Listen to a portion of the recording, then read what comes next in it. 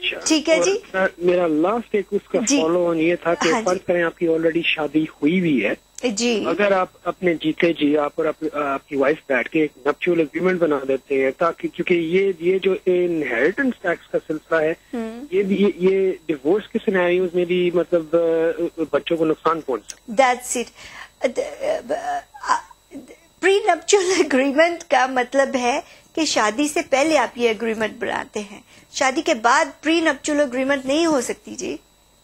اچھا مگر نپچول اگریمنٹ بھی نہیں ہو سکتی؟ نہیں جی. آپ آپ ایسا کیجئے کہ باقی کا میرا پروگرام آپ دیکھیے تو کیونکہ پری نپچول دیر از نو نپچول کوئی ایسی چیز ہی نہیں ہے نپچول اگریمنٹ. پری نپچول کا مطلب ہے کہ شادی کرنے سے پہلے آپ یہ اگریمنٹ بناتے ہیں. اگر نہیں بنائی then it's too late, you can't make it afterwards. تو اس کے بعد جو ہے وہ جیسے میں پلاننگ آپ کو ایکسپلین کرنے لگی, آپ فون رکھ دیجئے اور ٹی وی میں دیکھیے. جتنے بھی آپ نے یہ سوال کیے ہیں اس کا حل انشاءاللہ آپ کو مل جائے گا اس میں. اوکے جی, تھینک یو ویری مچ. ناظرین اگلے کالر کی طرف پہلے ہم چلیں. Hello, good morning. Good morning جی. ہاں جی, فرمائیے جی, سوال کیا آپ کے؟ جی سوال یہ ہے کہ جی ہمارے پاس 4 ہاؤسز ہیں جی.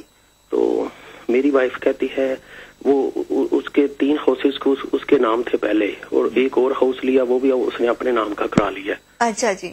تو وہ کہہ رہی ہے کہ اپنے تم رائٹ دے دو, سائن کر دو تو تم میرے ساتھ جو رہ سکتے ہو, نہیں تو میں بچی کو بھی نہیں دیکھنے دوں گی. تو مجھے کیا کرنا چاہیے؟ مجھے سائن کر دینے چاہیے؟ اگر میں نہیں تو مجھے وہ بچی بھی نہیں دیکھنے دے گی. رائٹ, یہ آپ کا پرسنل معاملہ ہے جی. تو یہ سول لیٹیگیشن کا یہ معاملہ ہے. یہ مختلف قسم کے لوز یہ اس کے اوپر اپلائی کرتے ہیں. یہ آپ دونوں کی انڈرسٹینڈنگ کا یہ نہیں, اگر میں سائن کر دوں تو میں اپنے رائٹ دے دوں گا. پھر اگر آپ ان کے نام پہ صرف جائیداد کر دیتے ہیں تو آپ لیگلی میریڈ ہوتے ہیں.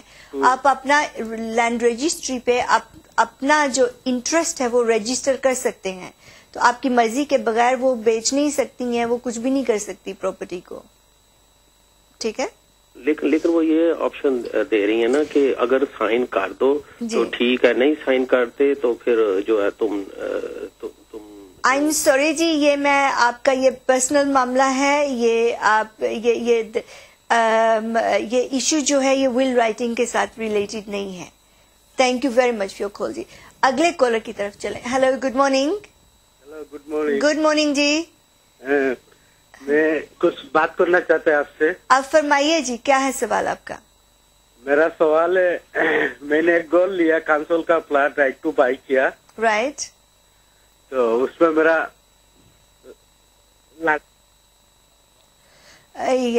اچھا نازی, میں تھوڑا سا جلدی ایکسپلین کر دوں اس سے پہلے کہ پروگرام ختم ہو جائے.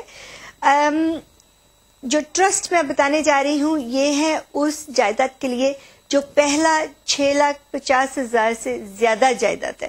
اگر آپ ایک میریڈ کپل ہیں, اگر آپ سنگل ہیں تو پہلا 3,25,000 سے زیادہ جو جائیداد ہے اس کے لیے ہے. اور شرط یہ ہے کہ یہ آپ کی ریزیڈینشل پراپرٹی نہیں ہے.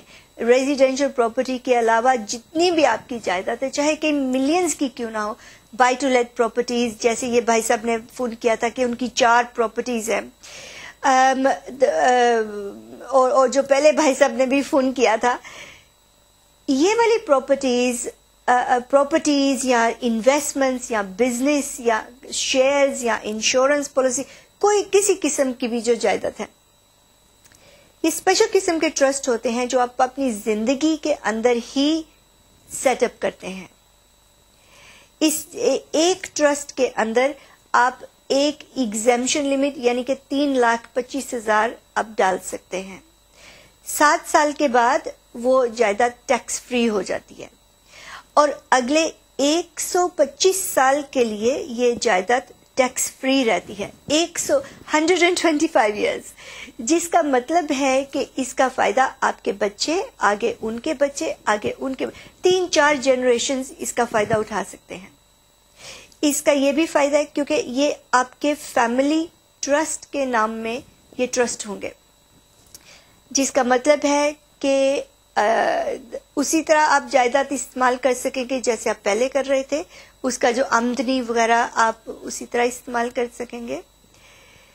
آپ کے بعد جب آپ کے بچے انہیریٹ کریں گے وہ ایز ٹرسٹیز اس کو استعمال کریں گے، وہ بھی ٹرسٹ کے ٹرسٹیز ہوں گے، وہ اپنی ذاتی نام میں، یہ جائیداد ان کے ذاتی نام میں نہیں جائے گی، وہ بھی جائیداد کا استعمال کر سکیں گے مگر ان کے نام میں جائیداد نہیں ہوگی، فیملی ٹرسٹ کے نام میں ہوگی. اس کا مطلب ہے کہ اگر آپ کے بچوں کا بعد، آپ کے انتقال کے بعد بھی ان کا ڈیورس ہو جائے یا بینکرپسی ہو جائے تو پھر اس جائیداد جو ٹرسٹ کے اندر ہے جائیداد، کیونکہ ان کے ذاتی نام میں نہیں ہے، جو ٹرسٹ کے اندر ہے جائیداد، اس میں سے پھر کوئی بھی حصہ کلیم نہیں کر سکے گا، چاہے ڈیورس ہو جائے ان کا یا بینکرپسی ہو جائے. اسی طرح آگے ان کے بچے، پھر شرط یہ ہے کہ جائیداد ٹرسٹ کے اندر ہی رہنے دے، ان کا بھی کوئی کلیم نہیں کر سکے گا. ایسے چلتا جائے گا سلسلہ اگلے 125 سال کے لیے. ناظرین، یہ جو میکنزم ہے، یہ جو ذریعہ ہے ٹیکس پلاننگ کا، یہ استعمال کیا جاتا ہے آپ کے وراثت پلاننگ کے لیے، یعنی کہ بلڈ لائن پلاننگ، مطلب کہ جائیداد جو ہے آپ ہی کے بلڈ لائن میں رہے. یہ ڈیورس سیٹلمنٹ میں آدھی جائیداد ادھر چلی جائے ادھر چلی جائے، اس طرح بالکل نہیں اس کے ساتھ ہوگا. یہ جائیداد صرف آپ ہی کے بلڈ لائن میں چلتی جائے گی. اور دوسرا یہ ہے کہ اس کے ساتھ یہ سب سے بہترین ایک انہیریٹنس ٹیکس پلاننگ ٹول ہے، کیونکہ اگلے 125 سال کے لیے یہ ساری جائیداد پھر ٹیکس فری رہے گی. تو پہلے میں ایک کالر کے ساتھ بات کر لوں. Hello, good morning. Good morning. Good morning جی، فرمائیے جی، سوال کیا ہے آپ کا؟ میرا سوال یہ ہے کہ میرے ہسبینڈ کا انتقال ہو گیا. اچھا جی. اور انہوں نے کوئی ویل نہیں لکھی. اچھا جی. تو اور میرا بیٹا بھی نہیں ہے، بیٹیاں ہیں. تو اس کے لیے مجھے کون سا سب سے اچھا طریقہ ہے کہ میں کروں؟ یہ تو جی، ایک تو سب سے پہلے آپ کو ول لکھنی چاہیے، ٹھیک ہے؟ اچھا، ٹھیک ہے. تو دوسرا یہ ہے کوئی فرق نہیں پڑتا، بیٹے نہیں ہیں تو بیٹیاں ہی ہیں صرف. یہ آپ یہ ڈیپینڈ کرتا ہے کہ آپ کی جائیداد کی ویلیو کتنی ہے. اگر ایک گھر ہے یا زیادہ گھر ہیں یا جو کچھ بھی آپ کا سرکمسٹانسز ہیں، اس کے مطابق پھر آپ کا ایک تو وصیت نامہ لکھا جائے گا، اور اگر ضرورت پڑے تو پھر ٹیکس پلاننگ کے لیے مختلف ٹرسٹ جن کی میں ابھی ایکسپلین کر رہی تھی، ان کی زیادہ جائیداد جو ہے وہ میں آپ بیچ میں بات کرنے لگی ہوں، ان کی زیادہ جائیداد پاکستان میں ہے. اچھا جی. تو وہ کس کے نام میں ہے پاکستان میں؟ ساری انہی کے نام پہ ہے. نہیں، ان کا تو ابھی انتقال ہو گیا ہوا ہے نا، لیکن انہی کے نام پہ ہے ساری. ابھی ٹرانسفر نہیں ہوئی ہے. جی، ابھی ٹرانسفر نہیں ہوئی ہے. ٹرانسفر نہیں ہوئی ہے. ابھی میں نے پاور ٹرنی لی ہے بچوں سے سب سے. جی. اور میرا خیال ہے کہ میں جا کے وہ انتقال کرا دوں. انتقال کرانی پڑیں گی مجھے. لیکن مسئلہ یہ ہے کہ بیچ میں جو ان کے بھائی اور بہنیں ہیں وہ بھی آتے ہیں، تو انہوں نے وصیت نہیں لکھی ہوئی کوئی بھی. تو میں یہ ایڈوائز لینا چاہتی ہوں کہ کوئی ایسی ہے چیز کہ میں حصہ دینے سے وہ نہیں کر رہی کہ دوں گی جی، لیکن میں یہ چاہتی ہوں کہ ابھی میرے بچے چھوٹے ہیں. جی جی. تو اور ہیں بھی بیٹیاں ہیں ساری، کہ ان سب کو ان کا حق ملنا چاہیے نا. جی، آف کورس ملنا چاہیے. ہم لوگوں نے یہاں پہ کام کیا، ہم لوگوں نے یہ جائیداد بنائی ہوئی ہے. جی. اور جو حق ہمارے بچوں کا پہلے ان کو ملنا چاہیے. تو میں کون سا قدم ایسا وصیت کس طرح کی لکھوں؟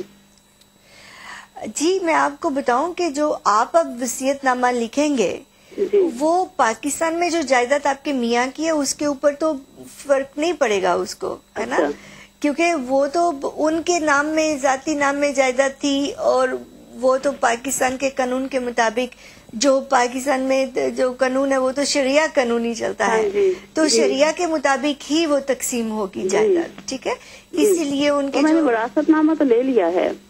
اچھا جی. جی، وہ میں نے لے لیا ہے. ٹھیک ہے. اور انتقال کے پیپر بھی دے دیے ہیں. صرف یہ ہے کہ میں کہتی ہوں کہ میں ایسی وصیت لکھوں کہ میں اس وقت جائیداد نہ بیچوں، اور جس وقت بھی وقت آئے تو مطلب کہ میں جو میری زندگی ہے، مطلب سوری جی، میں آپ کی بات کاٹ رہی ہوں. مطلب ہے کہ ابھی تو میں خود لائف ہوں نا، تو میں کہتی ہوں ہاں جی سوری جی، میں آپ کی جو وصیت جو جائیداد پاکستان میں ہے یہ آپ کی مرضی، آپ کب بیچے، مگر آپ کا وصیت نامہ اس جائیداد کو افیکٹ نہیں کر سکتا. آپ کا وصیت نامہ تو صرف آپ کے نام میں جو جائیداد ہوگی اس کے اوپر افیکٹ کرے گا. تو thank you very much for your call جی. تو ناظرین یہ تو انہیریٹنس ٹیکس کے بارے میں میرا خیال ہے جتنے بھی کالرز پہلے فون کر رہے تھے ان کو یہ میرے جو میں نے ایکسپلین کیا ہے اس کے بارے میں ان کو انفارمیشن مل چکی ہوگی.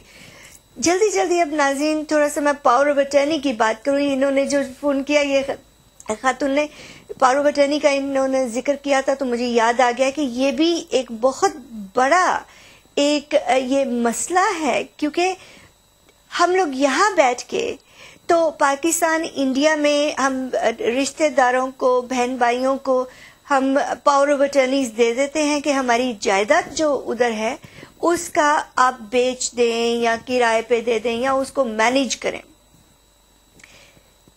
اور یہ ایک نہیں مگر بہت سے کیسز ایسے میں نے دیکھے ہیں جہاں پہ یہاں پہ لوگوں نے بیٹھ کے پاور آف اٹرنی دی ہوئی ہے اور اس ٹرسٹ کے اوپر کے اعتماد پہ کہ وہ ادھر جو ہے وہ اچھے طریقے سے مینیج کریں گے جائیداد. پہلے میں کالر کے ساتھ بات کر لوں. Hello good morning. Good morning. ہاں جی فرمائیے جی، سوال کیا ہے؟ میں نے بل کے بارے میں پوچھنا ہے. ہاں جی فرمائیے. میں نے ایکچولی ہم بڈھے ہیں، میں 80 سال کا ہو گیا جی. میری وائف بھی اتنی بڈھی ہے جی. تو ایک لڑکا ہے جی. تو جائیداد تو اس کے نام کر دی کہ ہم مر جائیں گے تو وہ لے جائے. ہاں جی. پہلے کوئی بھی ہم دونوں سے مر جائے تو وائف ہوئے تو ہسبینڈ کو چلی جائے، ہسبینڈ کو وائف کو چلی جائے. جی جی جی. اگر دونوں مر جائیں تو پھر چھوکرے کو چلی جائے. ہاں جی. لیکن میرا پرابلم یہ ہے جی کہ چھوکرے کے پاس ایک گھر لے کے ہم نے دے دیا اس کو، وہ ادھر رہتا ہے ابھی. وہ جو گھر ہے وہ ابھی 3.5 لاکھ کا ہے. اچھا. تو اس میں ہم تینوں کے نام ہیں، میرا ہے، وائف کا ہے اور لڑکے کا ہے. رائٹ. وہ تو اس کے پاس ہے، وہ تو رہتا ہے. جی. میرے پاس جو گھر ہے جدھر ہم رہتے ہیں جی 2.5 لاکھ پاؤنڈ کا جے بھی ہے. جی جی. اچھا تو کچھ اپنے پاس سے کیا نام میرے پاس شیر ہیں، کچھ ہے تو یہ زیادہ تو اور بھی ہے، کچھ کیش ہے 2-3 لاکھ. تو ٹوٹل ویلیو کیا ہوگی جائیداد کی آپ کی؟ ٹوٹل ویلیو جو آپ دونوں کے میاں بیوی کے نام پہ ہے، بیٹے کا حصہ نکال کے باقی کی جائیداد کتنی ہوگی تقریباً؟ تو نہیں میرے نام پہ ہے، یہ گھر تو ہے میرے نام پہ ہے. ہاں جی میں کہہ رہی ہوں کہ دونوں میاں بیوی کا جو بھی ہے ملا کے ٹوٹل کتنی جائیداد ہوگی؟ تقریباً 1 ملین کی ہوگی مجھے لگتا ہے. نہیں ملین تو نہیں ہے. اچھا جی. لیکن ہوئے گا 3.5 اور 2.5 5 اور 2 7 8 9 10 کا ہوئے گا. ہاں تو تقریباً ملین کا ہو گیا تقریباً. ہاں جی تقریباً ملین. آپ ایسا کریں، آپ نے یہ باقی کا شو دیکھا ہوگا نا، آپ کو پراپر طریقے سے وصیت نامہ اور انہیریٹنس ٹیکس پلاننگ کرنی ہے، نہیں تو آپ کے چھوکرے کو بہت زیادہ انہیریٹنس ٹیکس دینا پڑے گا. لیکن سوال یہ بھی کریں کیا، کیسا کریں؟ جی یہ تو اب بہت کمپلیکیٹڈ، پورے شو میں یہی باتیں کر رہی تھی کہ کیسے کریں. تو پتہ نہیں آپ نے دیکھا ہے باقی کا شو کہ نہیں؟ تو میں نے دیکھا ہے، ابھی کا دیکھا ہے آج کا. جی تو اس لیے ابھی میرے پاس ٹائم نہیں ہے کہ میں دوبارہ ایکسپلین کروں. تو اگلے ہفتے بھی آپ دیکھیے تو پھر میں مزید اور ایکسپلین کروں گی. اوکے جی. میں جلدی ذرا پاور آف اٹرنی کے بارے میں بتا دوں اس سے پہلے کہ پروگرام ختم ہو جائے. Thank you very much for your call بھائی صاحب. ناظرین یہی جو مسئلے ہیں یہ ہر روز کے زندگی میں ہوتے ہیں، تو امید ہے کہ یہ پروگرام دیکھنے کے بعد کافی سارے سوال آپ کے آنسر ہو گئے ہوں گے. Any way power of attorney کا میں جلدی بتاتی چلو. ہم لوگ یہاں بیٹھ کے power of attorneys Pakistan India میں ہم رشتہ داروں کو دے دیتے ہیں. ہم ان کے اوپر ٹرسٹ کرتے ہیں کہ وہ جو جس مقصد کے لیے دیا ہے یا ان کو ٹرسٹ کرتے ہیں کہ وہ ہمارا کام جو ہمارے بہاف پہ کیری آؤٹ کریں گے. بعد میں کچھ عرصے کے بعد پتہ چلتا ہے کہ وہ پراپرٹی تو انہوں نے اپنے نام کئی سالوں سے لگا لی ہوئی ہے اور اب وہ انکار کر رہے ہیں کہ کون سی پراپرٹی، وہ تو میں نے لے لی تھی، وہ تو میرے نام پہ تھی، یہ وہ. تو